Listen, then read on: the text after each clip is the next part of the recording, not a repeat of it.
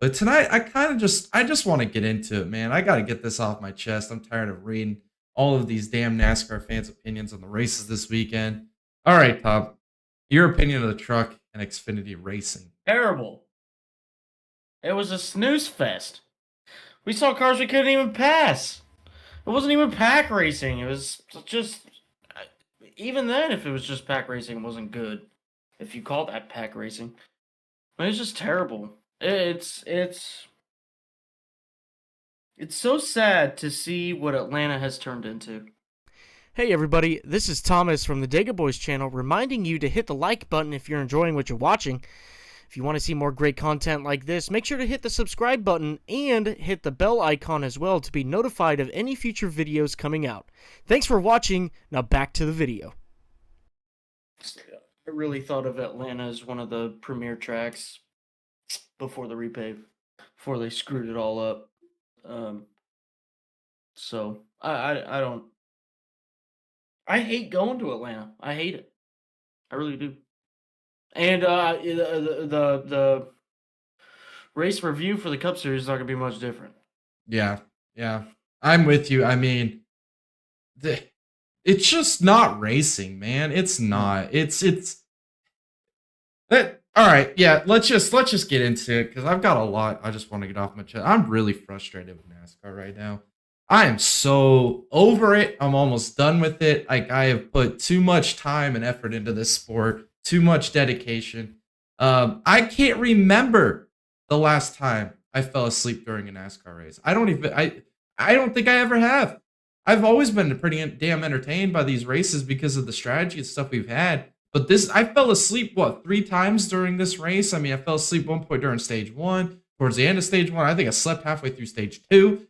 It was absolutely terrible.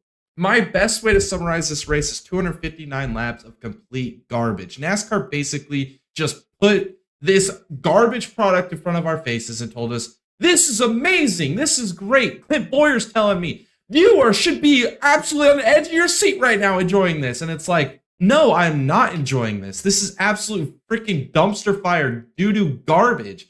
Like, the fastest cars on the track, Todd Gilliland, Micah McDowell, Chase Briscoe, probably the 3 fastest cars in this race. We talked about this last year, Tom, when we talked about this race with Denny Hamlin and Alex Bowman. I can't even remember who the other one was at the time. Maybe it was Cindric or Keselowski.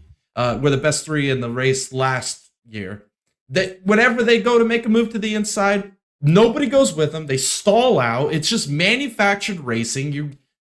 So much drag on these cars. They're going around the track in these too wide whatever. And like Tom said last week, I think the reason they're pumping up this side-by-side manufactured racing is because then it gives all these rednecks an opportunity to stand up in the bleachers, hold their beer to the sky, and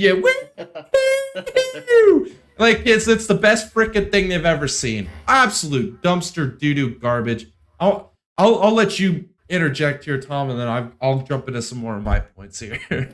Yeah, it just, the side-by-side racing is okay, right? It's an okay aspect if we can pass. What we saw all night long, doesn't matter if it was, during the beginning part of the race or the ending of the race, you'd see a car get right side by side with a huge run, not be able to take it anywhere, and then that car would stall out, he'd have no help, and then he'd go all the way back to 20th. Or if he got lucky, he'd come back up in line. I mean, they've absolutely neutered these cars in the first place using a super speedway package. If they just gave them the horsepower, it would be, I believe, a lot better. We'd probably see a little bit of braking in the corners, which would definitely create a little bit more of a strategic racing in terms of where your car placement is. Even fuel saving, it would take into a huge account there. None of this, fuel saving scandals that they did at Daytona or whatever. But there's just so many aspects of this race wrong, and it's the inconsistency of it as well. I mean, we saw 2 cars wrecking down into pit lane, no caution. As soon as Chase Elliott goes 3 degrees of angle sideways, I mean, the caution's flying. I mean, we had Justin Haley spinning from the top lane, go all the way down to the apron, save it, continue on, and then the caution comes out. We have Denny Hamlin spinning through the infield completely sideways at full speed, comes to a stop, restarting the motor, and then the caution flies. What is a caution? I feel like that one dude who goes around all the big cities and asks what a woman is. What is a caution? What's a caution? I need a definition, because I'm going to send it to NASCAR, because obviously they don't know either. Yeah. That's what gets me too. We get in the Xfinity race, and I mentioned everybody's running out of gas. This is what goes to the whole point with there's another point on this. Yes. As well. So during the Xfinity series, Ryan Sieg, they call a caution. Everybody's running out of gas, make it to pit lane. They call the damn caution when Ryan Sieg is parked off the racing surface to the inside. But yet we have two cars pile into each other on one of the most ridiculous freaking pit road entries in all of not even NASCAR. This is motorsports freaking history here. Worst pit road entrance of all time. Two cars are wrecked in the middle of a green flag freaking sequence, man. No caution, bro. No caution. And like Tom said, Elliott is literally 3 degrees sideways in the corner. We throw the caution faster than the freaking LAPD is at the donut shop, man. It's ridiculous, dude. And this is my next point. Wait, continue on with the pit road speed. Go yes, go with it. Yes, this is what I'm going at right here. Who is the absolute freaking moron? This guy deserves to have his NASCAR design engineering degree taken away from him permanently. This is absolutely terrible. I don't know where he went to freaking school, Harvard or something. God, this guy's a freaking moron. In modern day NASCAR, in modern day motorsports, we have a pit lane with 2 pit road speed limits. What are we doing? And the differential here between this pit road speed limits, dude, is a freaking orange box somewhere on the freaking pit line. You can't even freaking see. We had like 20 pit road penalties this freaking race because these guys can't even see a damn little freaking orange box the size of a Coke bottle can opener, dude. What are we doing? Why are we having 2 different freaking pit speed limits? Why the hell are we pitting on the backstretch to begin with? The most oversight crap designed racetrack I have ever freaking seen. And it would be okay if the racing was good. But as Tom and me have mentioned, the racing was junk, garbage, doo-doo, dumpster fire. Absolutely terrible. Dog water. And then here's my next gripe. Stage cautions. This is what I'm going to talk about. There has been a point where NASCAR turned from racing to entertainment. They need to take the R at the end of NASCAR and remove that because it's no longer freaking racing. Stage cautions. Stage cautions are the stupidest thing to ever happen in modern day NASCAR. I was okay with it for the first few years because it was new shiny toy, but it's just progressively ruined the product on track. Progressively ruined it to a point where it's almost unfreaking watchable. We got cars wrecking at the end of stage 2 over one freaking point. 1 point.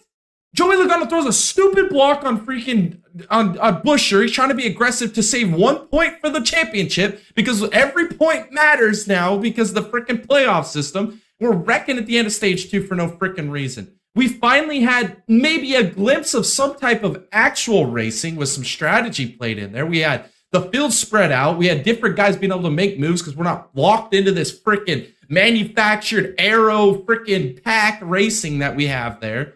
And then a freaking stage caution is going to come out anyway, and these guys are racing for a point towards the end of a stage. It's absolutely freaking ridiculous. Really, what did we learn last year without stage cautions on road courses? We can have good freaking racing, and we had good racing. Those road courses last year were some of the best freaking races we saw all season long. So what do? They listen to Dale Jr.'s download, and he says something about no more stage cautions. So what do? We gotta have stage cautions again. Gotta mix it up. Gotta freaking mix it up. Unbelievable.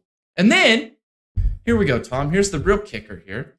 This NASCAR broadcast, modern day broadcast, is absolute dog water. Clint Boyer is absolutely unsufferable in the booth. Him and Kevin Harvick are having a appendage measuring contest in the booth every damn time. Harvick says something, Boyer's got to one-up him, then Harvick's got to one-up him, and we're sitting here talking about freaking nothing relevant to what's going on the track because these guys have got to freaking outdo each other by being morons. It's terrible. Mike Joy, what happened to Mike Joy? They neutered this guy. This guy is an absolute storyteller now, and he ain't even, the race is boring. It's boring. It's absolutely boring. I fall asleep. We had what did they call it? The crank it up? We had to crank it up under yellow. Under yellow. What are we doing? I'm frustrated, man. I'm frustrated. I am so freaking over NASCAR, man. I am so over it. And the problem is, this is the biggest freaking thing that's making me so freaking angry, is we have 259 laps of garbage, dumpster fire racing. And then, what makes me so mad is we get this amazing 3-wide finish to the line. So what does everybody in the NASCAR community think of this race? I see it's the greatest race to ever grace the planet of Earth. It's the greatest NASCAR race of all freaking time. We're going to see this finish for the next 40, 50, 60 freaking years, and everybody's going to tell you this was the best race ever, when 259 laps of 260 was absolute dog water. And now that's what these people are going to freaking tell you. Remember Atlanta 2024? That was amazing. Woo! Beer City, baby. Let's rerun that. And they're only going to show the last freaking 600 yards of that finish for the rest of time. I don't know. Tom, you interject for a second. I had to cool down. I'm getting tilted, man. I don't think I've ever got to this level of tilted on a podcast before. This is great. Well, actually, let's just move on and let's talk about that 3-wide finish for a second. All right, because Jay, you pointed out something really interesting there when the cars were coming across the line. Since when did we start taking into account the middle of the racing or the start-finish line as the finish for the race? All right, so a couple of things here. You can look back at the closest finish in NASCAR history, closest finishes in NASCAR history. It's always the beginning of the line, every single time. All right, you can even take it a step further here. All right, let's just talk about this for a second. All right, everybody's watched the Cars movie, right? Everybody has. I know everybody has, because it's a pretty popular movie. At the beginning of the movie, when Lightning McQueen was coming across the line, stretching his tongue out like, who's the Kiss singer? I forget. Anyways, and then the King was coming on the outside, and thank you. The King was coming on the outside, and Chick Hicks was coming on the inside. Where did they come up with that tie? At the beginning of the stripe. Really, all we've ever known is the beginning of the stripe. And then what? What happens at Atlanta? Anybody? All right, so we call the race at the middle of the stripe. All right, which goes against the history of NASCAR, which goes against movies about NASCAR, which goes about anything that the fans know, which the fans don't really care. They're 14 PBRs deep in the freaking stands. All right, so what is it? What is it?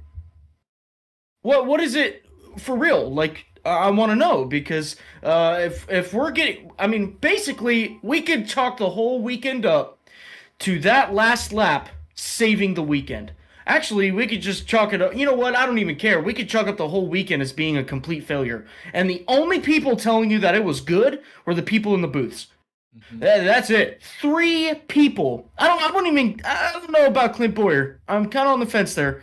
But I'm going to go with it. 3 people convinced the whole nation that was a good race weekend. And I don't know how. They're very good at it. Actually, I know how. It's media. Media's pretty good at that, right? But they convinced an entire nation that it was good. It was a good weekend of racing. when we didn't see passes. All right, Kyle Busch. Let's be honest. Kyle Busch should have won that race, coming off of turn 4. Should have, if the package was right. He timed it perfectly. He had the help. Then everything dissipated because everybody stalled on the front line. Nobody had anywhere to go. We're lucky to see that there wasn't like a 20-car pileup at the end there because everybody was checking up. And by the way, hey, the reason why we can't add more horsepower to these cars is because we can't afford it. But yet, let's go to a back-to-back drafting track, as they like to say, and just wreck the shit out of everybody. Because why? Who cares? The fans like it. Well, I'm telling you right now, the fans want more horsepower. Hey, how about this? Instead of trying to go out to another country to go do an exhibition race, how about we just add more freaking horsepower to these cars? Hey, how about instead of going and reconfiguring Atlanta, how about we keep it the same and put some concrete down or something? I know that's kind of out of this world, but like let's actually problem solve here instead of trying to make it into a Daytona or a Talladega, because they really consider Atlanta to be the third drafting pack race, drag race, whatever the frick they want to call it nowadays. All right, they really do, and it's sad. It really is. It's sad. But there's just so much asinine, so many bass-ackwards decisions, happenings on track going on right now, and I feel like everybody is so blind to it. It's like Jay was saying. I'm starting to believe that the manufactured racing is a thing to an extent where NASCAR creates a product that they think is going to work, doesn't work. They're not willing to eat crow, so they put broadcasters in the booth to tell you guys that it's the best racing we've ever seen. Yes. And I don't think NASCAR fans really want more horsepower, Tom. I think if it was up to NASCAR fans, we'd race at Atlanta, Daytona, and Talladega every freaking week, all year round. We would just rotate the schedule. Freaking Talladega this week, Daytona next week, go back to Atlanta, back to Dega. It would just be a rotation. Why just go watch some iRacing races? I mean, there's plenty of leagues that do that. And this is my other gripe too. And the broadcast, we're flexing that we only had 5 cars without any damage. 5 cars didn't get involved in a wreck. If that's a flex, you are a bunch of morons. That's not a flex. That makes you look like a bunch of freaking idiots. You were supposed to be the top freaking stock car racers in the freaking world, and you're over here. Well, only 35 of us freaking totaled our cars today. Shut the hell up. Don't tell me that's a flex. That ain't a flex. That makes you look like an idiot. Don't tell me that's a flex, because that's stupid. And then these NASCAR fans are going to be happy about it because, oh, we got wrecks. We got cars piling up. We want these guys going 290 miles an hour flipping through the catch fence. Yeah, that's racing, baby. Like, come on. What happened to racing, man? NASCAR used to be the freaking premier racing league in the world, and now it's getting passed and laughed at by every other racing league who has spent the last 30 freaking years trying to catch up. It's sad. It's sad what you've become, NASCAR. You are Big Daddy, man. And that's what I'll talk about next. Joey Logano. Joey Logano gets fined $10,000. $10,000. And here was NASCAR's response. No, it was, what did Steve Phelps say? This was a performance enhancing modification to his racing glove. Performance enhanced gloves. What is it? Like juiced up? Are we putting freaking lubricant on it or something? Like I'll tell you what. It was safety wasn't even the concern. It was performance enhancement. Penske would make a lot of money selling those gloves to F1 and IndyCar, any open wheel, open cockpit series with that terminology. Oh my goodness gracious, dude. And $10,000 freaking dollars, bro. That is a chunk, my guy. Holy cow. For putting some webbing on a glove. Big Daddy NASCAR, man. It is the most absolutely bass-ackwards fall apart racing series, man. Like, And the problem is we got all these new fans coming in because of this freaking Netflix documentary, and they are never gonna know what they're getting robbed out of, what opportunities, what amazing stuff we had back in the golden era. I mean, the problem is that they're gonna buy into this idea that this is the best stock car racing series, the best action that you're seeing on track, and then something that's actually good for the sport, something that's actually gonna promote passing and good strategic racing is going to be frowned upon in the future because they've already bought into this idea. Yes. That's the problem that we're going to run into. In 10, 15 years from now, it's going to be nothing. It's going to be nothing. Yeah, and it's sad. It's so sad, man. And then NASCAR's got to come out with these videos. Like you mentioned with the start-finish line there, Tom. NASCAR had to come out last week and make a video explaining when the race is official, when a freaking caution comes out on last lap. Then they had to come back and double back this week because every NASCAR fan that in their freaking world was like, well, don't we measure to the start of the start-finish line? And then they freaking come out with this video like, we got to measure to the freaking yellow line. It's halfway through the start-finish line. Just because it shows on your freaking 1942 freaking roll-up camera angle that you got there at the start-finish line, that freaking that doesn't show it to the freaking start of the start-finish line. Now you have to make a new freaking rule to cover up for the rule that was already in place for the beginning of freaking time. Like, I don't even know. I'm so over NASCAR. I'm almost to the point. I'm only going to start watching Xfinity races. I'm sorry. Xfinity series is the only good series NASCAR has. It's a freaking fact. And honestly, I'm good with Xfinity. I'm over the Cup Series with this manufactured finishes, manufactured racing. We're not even got the best drivers in there anymore, obviously, because they have to brag that only 5 of them didn't wreck. So what is the big deal here, man? Like, what are we doing? What are we freaking doing? I'm devastated. It's these cars. It's always been the cars. I said it from year one. These cars are trash.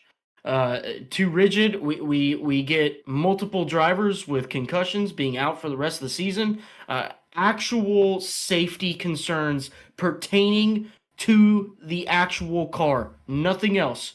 And their response is over a year timeline, all right, to really not do anything. But in the off season of the first year, then they start taking bars out of the rear clip because it's too rigid, like what we've been saying all year long. It's ridiculous. It's ridiculous. And, it's just, I feel like I could rant on this for 2 hours. It's not worth it. It's not. It's just not worth it. It's really not, because at the end of the day, they're not going to listen. I mean, if God came from the sky himself and told NASCAR, this is what you need to do, they're not going to listen. They're not going to. Because ulterior motives, money, which I call BS on. I've called BS on all year long, and I'll continue to call BS on, there needs to be a leadership change to save this. And it's not just one person. It's not just one person. We're talking from CEO down to president of competition, down to rules or safety. I mean, the faster we can retire this car, the better we'll be off as a sport. First off, I think. Well, first off is drain the swamp. Second off, retire the car. Third off, more horsepower. Fourth off, demo Atlanta. Yeah, and then fifth, let's freaking talk some damn sense into these freaking team owners, man. That's another thing too. And the team owners. These team owners want to bankrupt every track in America. They're gonna have this awesome product and not have anywhere to race it. So, yeah, Jeff Gordon goes out and says, "Yeah, Hendrick Motorsports hasn't been profitable in 10 years." Well, what accountant do you have that tells you to keep in business if you're not making any money for 10 freaking years? That's what I want. I'd say, hey, brother, man, your house looks pretty nice, though. Yeah, yeah. Who your the cars hell look pretty nice. Your haircut's pretty 10 nice. years in a row and stays in business? That just all other companies are laying people off in this current climate, and these people are thriving off of their $10 million houses on Lake Norman. Yep. GTFO with this stuff. I ain't about it. Yeah.